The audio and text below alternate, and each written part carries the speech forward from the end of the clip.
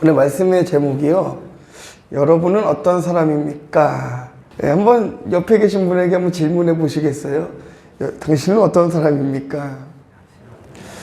네, 우리가 그 말에 참 쉽게 대답하기 어려운 질문 중에 하나가요. 당신은 누구십니까? 라는 질문에 굉장히 대답하기가 어려운 것 같습니다. 여러분, 그 악의 평범성이라는 얘기를 혹시 들어보신 적이 있나 모르겠어요. 이 세계대전 때에 중범죄를 저지른 그 범인들을 하나씩 조사하던 한 사람이 있었어요. 한나 아렌트라는 사람이 있었는데요. 그 사람이 범죄자들의 대부분이 성실하고 평범한 우리와 같은 그 보통 사람이라는 것을 알고 깜짝 놀랐습니다. 그러면서 평범하고 성실하고 심지어는 착한 사람이라 할지라도 그 조건이 주어지면 누구보다 잔인해질 수 있다라는 말과 함께 악의 평범성이라는 말을 남겼습니다. 같은 의미에서요, 이 테러리스트들이 테러를 저지를 때에 복면을 쓰는 이유는요, 자신의 신변을 가리기 위해서 아니겠습니까? 그런데 학자들은요, 이렇게 복면으로 얼굴을 가리는 이유는요, 익명성이 보장되기 때문에 테러리스트들의 어떤 잔혹함 그리고 더 잔인함을 이끌어낼 수 있다고 그래요. 그래서 더 끔찍한 범죄를 저지르는데 자신의 얼굴을 가리는 게 도움이 된다고 합니다. 그리고 요즘에 아주 큰 문제적인 사회적으로 문제가 되는 인터넷도 익명성이 보장되기 때문에 수많은 사람들이 악성 댓글로 사람들을 공격하고 원색적인 비난을 하게 되죠.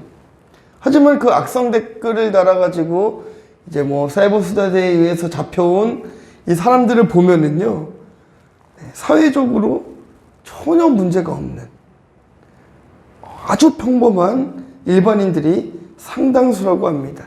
한마디로 보면 이 사람이 어떻게 이럴 수 있나 라는 생각이 드는 사람들이 대부분이라고 그래요. 내가 누군지 모르는 상황에서 드러나는 나의 진짜 모습이 가려졌을 때 나타나는 것이죠.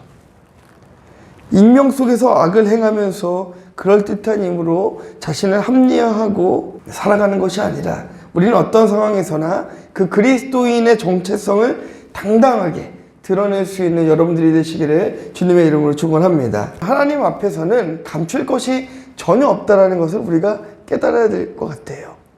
그렇죠? 아무리 복면을 써도 하나님은 우리를 알아보십니다. 여러분이 아무리 나는 믿지 않은 사람들과 똑같이 행동할 거야 라고 마음을 먹고 아무리 그와 똑같은 행동을 하고 똑같은 삶을 살아간다 할지라도 하나님께서는 하나님의 자녀를 한눈에 알아보신다는 거죠. 그것이 바로 우리가 자녀가 되었다는 큰 증거가 되는 것입니다. 오늘 본문은요, 이 고린도 교회에 사도 바울이 교회의 원칙을 세워주는 장면입니다. 그러니까 어떤 사람이 교회를 섬길 수 있는가? 어떤 사람이 주님을 위해 일할 수 있는가? 어떤 사람이 하나님 나라를 위해서 헌신할 수 있는가? 칭찬받을 수 있는가? 이것에 대해서 얘기하는 것이 오늘의 본문입니다. 여러분은 어떤 사람이라고 평가하고 계신지 모르겠어요. 하나님께 칭찬받을 만한 사람, 하나님 나라를 위해서 헌신할 수 있는 사람이라고 여러분 자신을 평가하고 있습니까? 아니면 나는 조금 부족해, 나는 아직 멀었어, 혹은 내가 하나님의 자녀이기는 하나 아직 하나님 나라를 위해서 일하기에는 조금 부끄럽고 모자란 것 같다라고 생각하고 계십니까? 우리 나름대로 우리 자신이 섬길 수 없는, 헌신할 수 없는 어떤 이유들을 나열하지만 오늘 말씀을 듣고 나면 나도 헌신할 수 있는 사람이구나 하고 여러분들이 생각할 수 있게 되실 것입니다. 오늘 말씀을 통해서 나는 어떤 사람인지, 하나님께 어떻게 쓰임받아야 하는 것인지 알아가는 시간이 되기를 주님의 이름으로 축원합니다. 자, 첫 번째는요, 여러분은 부르심을 받은 사람입니다. 한번 말씀 읽어보도록 하겠습니다. 시작.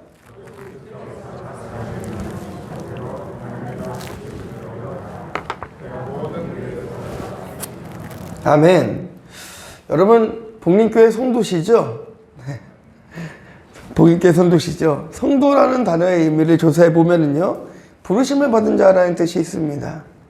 부르심을 받은 자. 여러분은 하나님의 부르심을 받고 이 자리에 함께하는 하나님의 자녀이고 하나님의 백성인 것입니다. 예수님은 신약에서 자신을 표현하실 때에 포도나무라고 표현하시고요, 몸 중에 머리로서 자신을 표현하기도 합니다. 부르심을 받았다라는 것은요, 포도나무의 가지가 되었다라는 것이고 예수 그리스도의 몸의 일부가 되었다라는 것이에요. 한 부분을 담당할 수 있게 되었다라는 것입니다. 고린도 교회에 여러 가지 문제가 있었어요. 그런데요, 그 문제들의 이면을 보면은 기초가 튼튼하지 않았기 때문에 생겼던 문제입니다. 여러분, 신앙생활을 처음 하게 되면 교회에서 이 새신자 교육이라는 걸 하죠. 이 새신자 교육의 프로그램들을 보면요, 저도 이 새신자 교육 책들을 여러 권을 놓고 비교를 해보고 보는데요, 내용은 어디나 비슷합니다. 하나님은 누구신지, 하나님은 어떻게 세상을 만드셨는지, 예수님은 어떤 분이신지, 성령님은 또 어떤 분이신지, 그리스도인은 어떻게 생활해야 되는 건지, 그 안에는 헌금 생활, 예배 생활 이런 게 쭉 들어가겠지요. 이런 것들을 가르칩니다. 이런 교육을 하는 목적이 무엇이냐면요, 처음 신앙생활을 하면서부터 바르게 배워야 바르게 신앙생활을 할 수 있기 때문입니다. 그렇죠? 그래서 새신자 교육을 하는 거예요. 자, 우리 조금 길지만 이 마태복음 7장 15절에서 21절까지의 말씀을 우리 함께 한번 읽어봤으면 좋겠습니다. 한번 같이 보도록 하겠습니다. 거짓 선지자들을 삼가라. 양의 옷을 입고 너희에게 나아오나 속에는 누락질하는 일이라.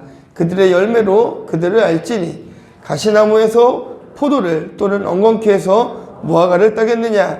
이와 같이 아름다운 열매를 맺고 못된 나무가 나쁜 열매를 맺나니 좋은 나무가 나쁜 열매를 맺을 수 없고 못된 나무가 아름다운 열매를 맺을 수 없느니라. 아름다운 열매를 맺지 않는 나무마다 찍혀 불에 던지느니라. 이러므로 그들의 열매로 그들을 알리라. 나더러 주여 주여 하는 자마다 다 천국에 들어갈 것이 아니요 다만 하늘에 계신 내 아버지의 뜻대로 행하는 자라야 들어가리라. 아멘. 이 마태복음 7장은요, 나쁜 열매가 나옵니다. 나쁜 열매는 나쁜 나무에서 열리겠죠. 그렇죠? 우리는 나쁜 열매를 맺어야 할까요? 좋은 열매를 맺어야 될까요? 자연스럽게 이렇게 질문이 오갈 것이에요. 그런데요, 이 말씀이 지금 강조하고자 하는 것은요, 그것이 아니에요. 여러분, 좋은 열매를 맺어야 합니다. 이것이 이 말씀의 강조점이 아닙니다. 정확한 초점은 이렇습니다. 너희가 어떠한 열매를 맺은 것을 보니까 나무가 어떠한지 알겠다라는 거예요. 당신들의 열매를 보니까 이 나무가 어떠한 나무인지를 내가 알겠다라는 거예요. 좋은 열매를 맺자, 이것이 초점이 아니라 열매를 보니 나무를 알겠다라는 것이 바로 이 말씀의 초점이었습니다. 보여지는 외형이 중요한 것이 아니라 근본이 무엇인지, 본질이 무엇인지가 중요하다라는 거예요. 그리스도인은 결국 그리스도인의 향기를 풍기며 살아갈 수밖에 없게 만들어진 것이죠. 왜냐하면 여러분들 안에는 성령님이 계시니까요. 그 안에 선한 분이 계시기 때문에 여러분들 안에는 선한 행실과 그리스도의 삶이 자연스럽게 일어날 수가 있는 것입니다. 조금 전에 읽었던 15절 16절 말씀 한번 보시면은요, 어떻게 열매를 맺어야 하다가 맞습니까? 열매를 보니 나무가 무엇인지 알겠다, 이것이 맞습니까? 말씀을 한번 보세요. 여러분, 다시 한번 본문으로 돌아가겠습니다. 17절 말씀이죠. 오늘 본문 17절 말씀인데요, 오직 주께서 각 사람에게 나눠주신 대로 하나님이 각 사람을 부르신 그대로 행하라. 내가 모든 교회에서 이와 같이 명하노라. 사도 바울은 지금 여러분들의 존재를, 우리들의 존재를 어떻게 표현하고 있습니까? 주께서 각 사람에게 나눠주신 대로 하나님이 각 사람을 부르신 그대로 행하라는 거예요. 믿으십니까, 여러분? 여러분을 부르신 나무가 바로 하나님이라는 거예요. 서로를 바라보면 조금 부족해 보이지만 각 사람에게 나누어 주신 무언가가 있다라는 거예요. 무언가가 있다라는 거예요. 그렇게 본문은 말하고 있습니다. 그리고 하나님께서 나누어 주신 그대로 우리는 행하면 된다라는 거예요. 한번 옆에 계신 분들 얼굴 한번 보실까요? 네, 답이 보이시나요? 네, 연세가 지긋이 드신 분들도 아직도 나는 부족해라고 말씀하시더라고요. 할머니들도 할아버지들도 연세가 이제 은퇴가 지나신 목사님들도 나는 여전히 부족하다라고 말씀하시고 돌아보니 부족한 것이 더 많다라고 이야기하십니다. 맞아요. 부족한 것이 더 많고 뒤를 돌아봐도 부족한 것이 많고 앞을 봐도 부족한 것이 많아요. 그러나 중요한 것은 우리의 부족함, 우리의 결핍이 중요한 것이 아니라 우리의 나무가 하나님이라는 것이 중요하다는 거예요. 그리고 여러분들에게 나누어 주신 각각의 은사들이 있다라는 것이 바로 중요한 것입니다. 그대로 행하면 되는 것이에요. 그대로 행하면 되는 것입니다. 사도 바울이 제시하는 교회의 원칙 중 하나, 중요한 것은 바로 오늘의 본문이에요. 각 사람에게 나누어 주신 은사대로 적절하게 사용하라는 것이죠. 이렇게 헌신하고 싶은데, 이렇게 봉사하고 싶은데 그런 마음은 굴뚝 같은데 한 가지 큰 문제가 있습니다. 그것은 바로 여러분 스스로가 자신을 평가할 때 나는 할 수 없고 부족한 존재로 평가하고 있다는 거예요. 교회에서 봉사하고 싶고 하나님 나라를 위해서 살아가고 싶고 헌신하고 싶고 그런데 나는 할 수 없어라는 부정적인 생각에서 벗어나야 됩니다. 벗어나야 됩니다. 왜냐하면 여러분을 부르신 분이 하나님이시고 각 사람에게 나눠주신 은혜와 그 은사가 각각 다르기 때문에 우리는 어디서나 쓰임받을 수 있는 존재라는 것을 우리가 기억해야 됩니다. 그런 의미에서 우리 한번 다시 인사하겠습니다. 당신은 필요한 존재입니다. 필요한 존재입니다. 필요한 존재입니다. 여러분들은 좋은 나무에 붙어있는 가지예요. 그래서 여러분들의 열매는 선할 수밖에 없습니다. 좀 믿으세요. 하나님은 여러분들에게 좋은 가지를 주셨고 좋은 열매를 주셨는데 좋은 열매를 맺고 계시면서도 나만 몰라요. 나는 계속 보니까 상처난 것만 보이는 거예요. 이 사과 2개가 붙어 있었다라고 합니다. 근데 옆에 있는 사과가 보니까요, 너는 흠집이 많이 나서 상품 가치가 없어. 그랬답니다. 그러니까 이쪽에 있는 사과가 너도 보니까 상처가 많아서 상품 가치가 없어. 그래서 둘이 서로 떨어져서 죽었대요. 뚝 떨어졌어요. 근데 알고 봤더니 그들이 본 건 무엇이었을까요? 꼭다리를 본 거죠, 꼭다리. 이 꼭다리를 보고 사과가 빨갛지가 않으니까 자신의 정체성을 잃어버렸다라고 생각했던 거예요. 우리가 그와 같은 삶을 살아가고 있지는 않는지 한번 살펴봐야 된다는 것이죠. 하나님께서는 여러분들에게 좋은 것을 주셨고 좋은 열매를 주셨고 좋은 것으로 늘 행해 주시기를 원하고 먹여주시기를 원하는데 우리는 날마다 그 이면에 그 단면에 있는 고난이라는 스크래치를 바라보면서 나는 안 된다라고 좌절하고 낙심하고 있는 것이 우리들의 모습이라는 것입니다. 그러나 사도 바울이 오늘 이야기하는 것은 그런 것과 상관없이 여러분들의 어떠함과 관계없이 여러분들의 상황과 처지와 관계없이 여러분들의 나무가 하나님이 되시기 때문에 교회는 반드시 선한 열매를 맺을 수밖에 없다. 이것을 이야기하고 있는 거예요. 그래서 여러분은 부르심을 받은 존재로서 그리스도의 사명을 감당할 수 있는 능력이 있는 분들인 것입니다. 두 번째는요, 어떤 모습이든 괜찮습니다. 자, 18절부터 20절까지의 말씀을 함께 보도록 하겠습니다. 시작.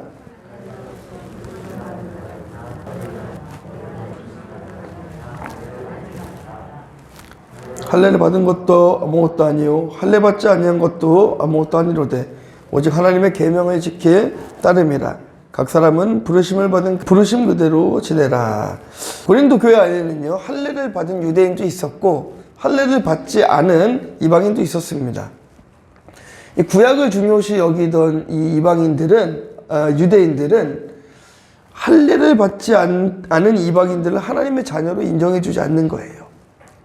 그리고 반대로 할례를 받지 않았던 이방인들은 그 유대인들을 바라보면서 율법적인 사람들이라고 또 정죄합니다. 율법주의자라고 서로를 비난하고 서로를 인정하지 않는 모습들이 이 고린도 교회 안에 질비했어요.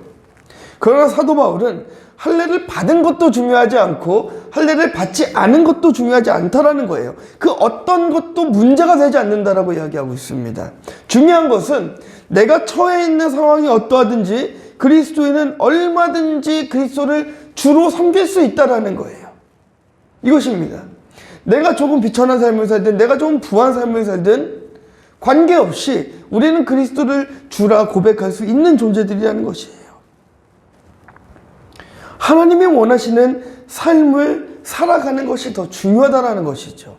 할례를 받는 것보다, 할례를 받지 않는 것보다 더 중요한 것은 그리스도를 주라 시인하고 하나님의 말씀을 따라 살아가려는 그것이 중요한 것이고 하나님이 원하시는 삶을 살아가는 것이 중요하다는 것입니다.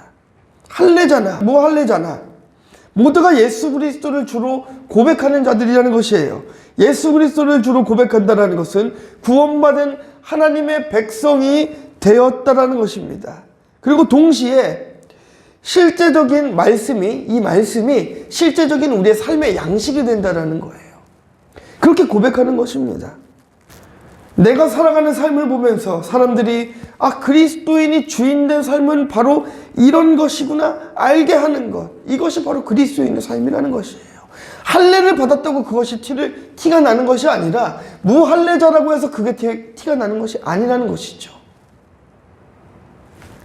여러분, 한 가지 제가 여쭤볼게요.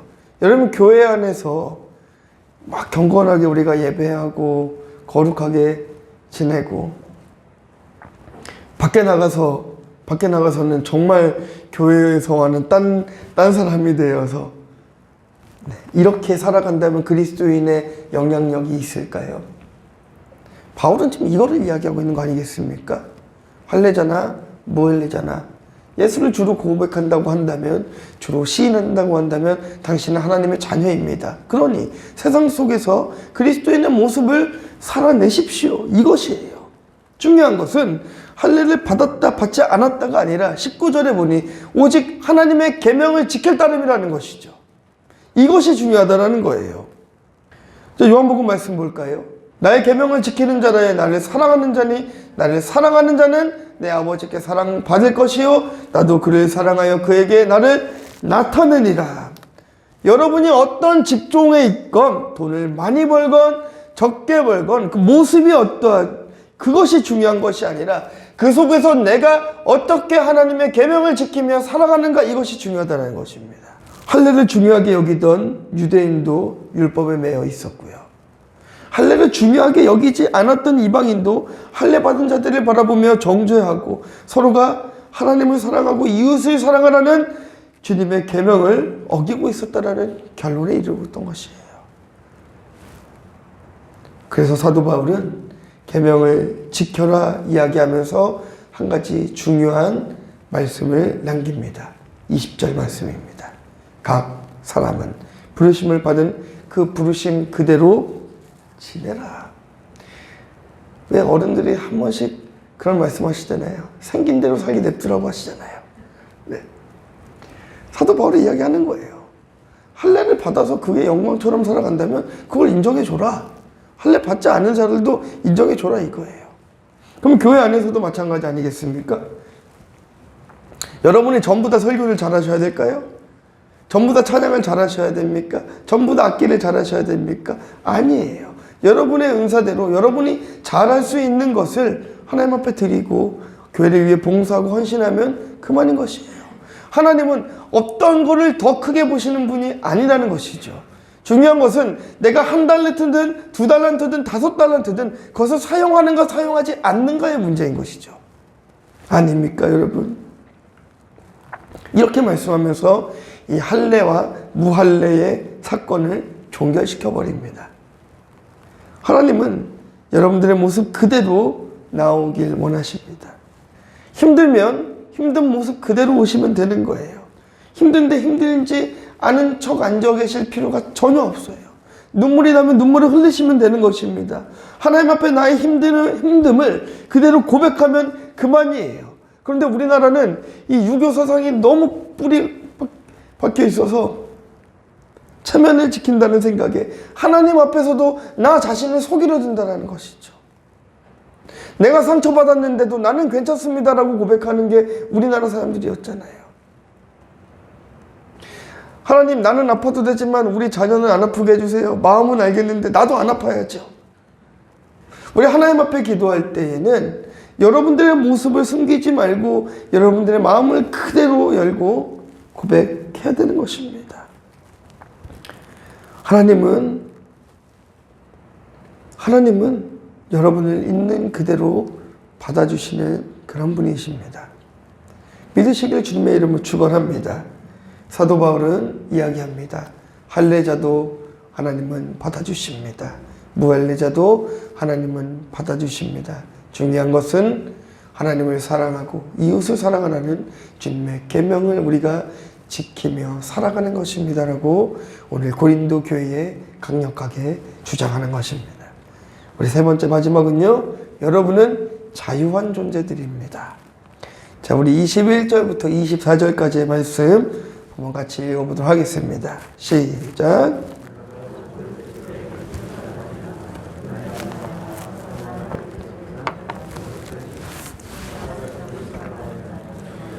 주께 속한 자유인이요 또 그와 같이 자유인으로 있을 때에 부르심을 받은 자는 그리스도의 종이니라. 너희는 값으로 사신 것이니 사람들의 종이 되지 말라. 형제들아, 너희는 각각 부르심을 받은 그대로 하나님과 함께 거하라. 아멘. 고린도 교회에 분열이 생겼던 이유는요, 가장 큰 이유는요, 다른 것이 원인이 아니라 교회 안에 시기와 분쟁으로 생긴 내적인 문제가 가장 컸습니다. 왜 이런 문제들이 일어났을까요? 교회 안에 그 시기와 질투가 일어났을까요? 고린도 교인들, 고린도 교회의 교인들의 신분이 대부분 낮은 사회적 지위를 가지고 있었기 때문이에요. 우리 고린도전서 1장 26절, 27절을 보시면은 알겠습니다. 한번 같이 보도록 하겠습니다.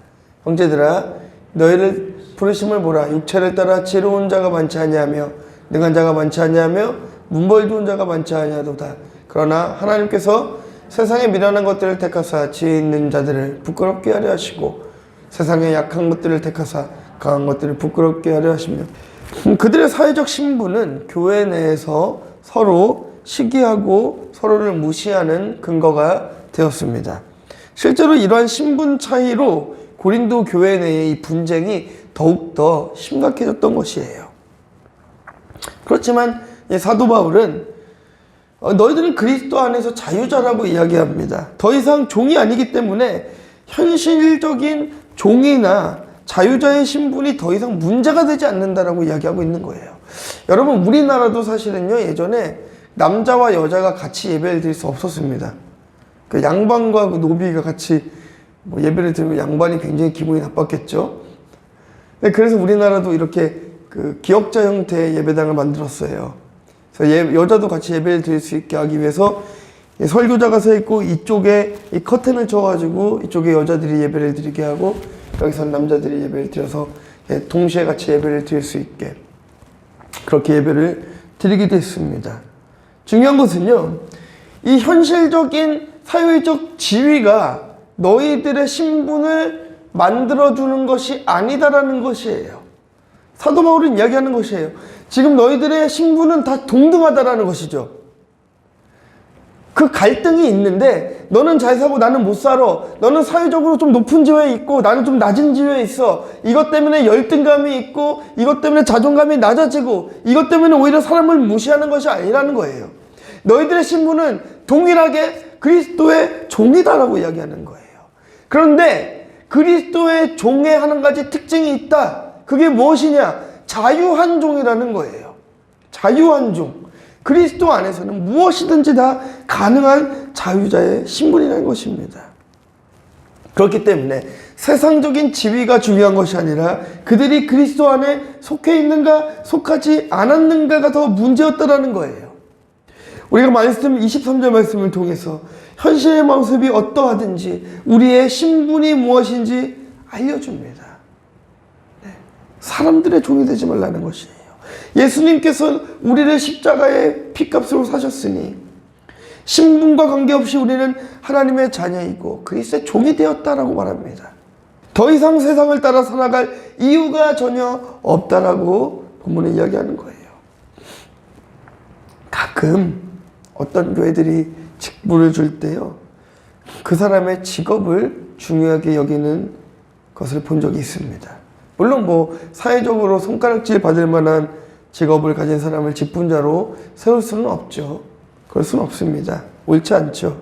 그러나 그 사람의 형편이 어떠한지 가난하다고 직분을 주지 않고 교회에서 성도들에게 다 인정을 받음에도 헌금을 많이 못한다고 그런 이유로 직분을 주지 않는다면, 번듯한 직업이 아니어서 직분을 주지 않는다면 사도 바울의 말을 빌려 그것이야말로 교회의 질서를 무너뜨리는 것이 되는 것입니다.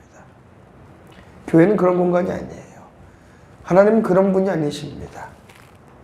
그렇기 때문에 우리는 교회에서 사람을 판단할 때 외적인 모습으로 평가하고 판단할 것이 아니라 그가 정말 기도하는 사람인지 말씀대로 살려 애쓰는 사람인지 평가해야 되는 것입니다. 설령 부족한 면이 보인다 할지라도 그것을 가지고 우리가 비난하고 정죄할 것이 아니라 그가 복음 안에 들어오기 위해서 눈물로 기도해야 되는 것입니다.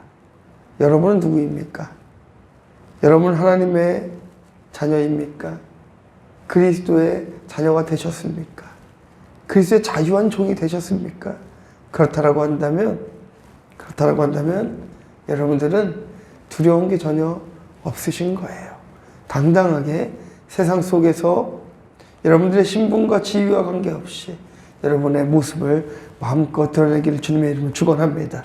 자, 우리 그 기러기 영상인데요. 한번 영상 보고 결론하고 기도하도록 하겠습니다. 여러분 저 영상을 보시면서 어떤 생각을 하셨는지 모르겠습니다.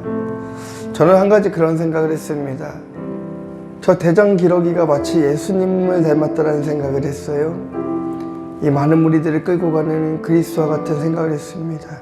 그런데요, 예수 그리스도를 주라 고백하고 따라가다 보면 이렇게 이탈하는 사람들도 생기더라고요. 아픈 사람들도 생기더라고요. 그런데 그들도 부름받은 하나님의 성도입니다. 우리가 신앙생활을 하다 보면 또 교회에서 우리가 보다 보면 좀 부족한 부분들도 있고 연약한 부분들도 있는데 그분들도 부름심받은 하나님의 성도더라고요. 내가 늘 날마다 성령에 충만한 것이 아니라 하나님 앞에 죄를 지을 때도 있고 하나님 앞에 부족한 모습을 보일 때도 있는데 그래도 나는 하나님의 성도이더라고요. 여러분은 어떤 상황 가운데 있을지라도 부름받은 성도입니다. 성도는 주님 앞에 다 평등해요. 그렇기 때문에 여러분들이 부족하다라고 생각하지 마시고 자신 있게 교회와 하나님의 나라를 위해서 헌신하고 봉사할 수 있는 여러분들 되시길 주님의 이름으로 축원합니다. 같이 한번 기도하도록 하겠습니다. 이렇게 한번 기도했으면 좋겠습니다. 하나님, 더 이상 내가 부족하다라고 이야기하지 않겠습니다. 하나님, 나를 사용하여 주시옵소서. 하나님, 내가 더 이상 패배하는 모습으로 살아가지 않겠습니다. 성도로서 그리스도인으로서 세상 속에서 승리하며 살아갈 수 있는 내가 되게 하여 주시옵소서. 다 함께 한번 통성으로 한번 같이 기도하도록 하겠습니다. 할렐루야. 하나님.